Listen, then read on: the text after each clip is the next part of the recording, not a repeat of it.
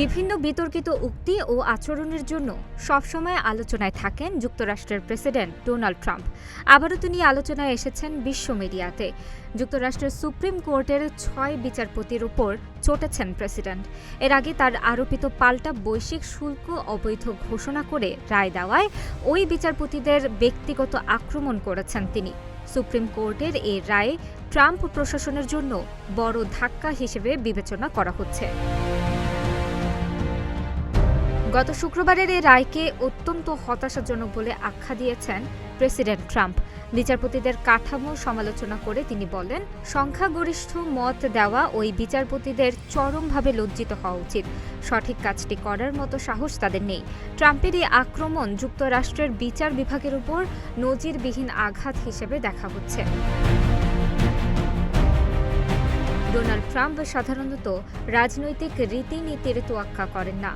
বিরোধীদের জনসম্মুখে তুলাধোনা করার জন্য তার খ্যাতি আছে। বর্তমানে এই আচরণ তিনি করছেন আদালতের সঙ্গেও।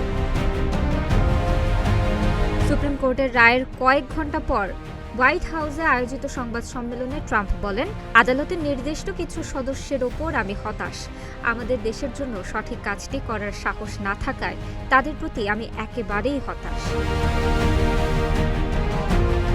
প্রেসিডেন্টের ঢালাওভাবে শুল্ক আরোপের কোনো ক্ষমতা নেই। আদালতের এমন পর্যবেক্ষণের উপর ট্রাম্প কোনো রাখঢাক না করে আক্রমণ করেন।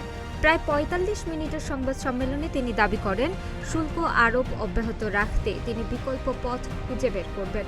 পুরো সময় ট্রাম্প বিচারপতিদের এমনভাবে আক্রমণ করেন যাতে স্পষ্ট বোঝা যাচ্ছিল যে এই রায়কে তিনি ব্যক্তিগত অপমান হিসেবে নিয়েছেন।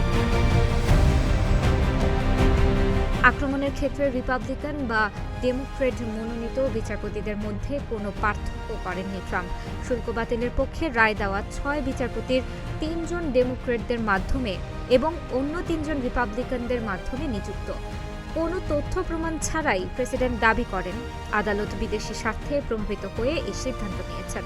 তিনি বলেন, আমার মনে হচ্ছে আদালত বিদেশি স্বার্থের কাছে নতি স্বীকার করছেন। সংবাদকর্মীরা এ বিষয়ে বিস্তারিত জানতে চাইলে তিনি কোনো ব্যাখ্যা দিতে রাজি হননি।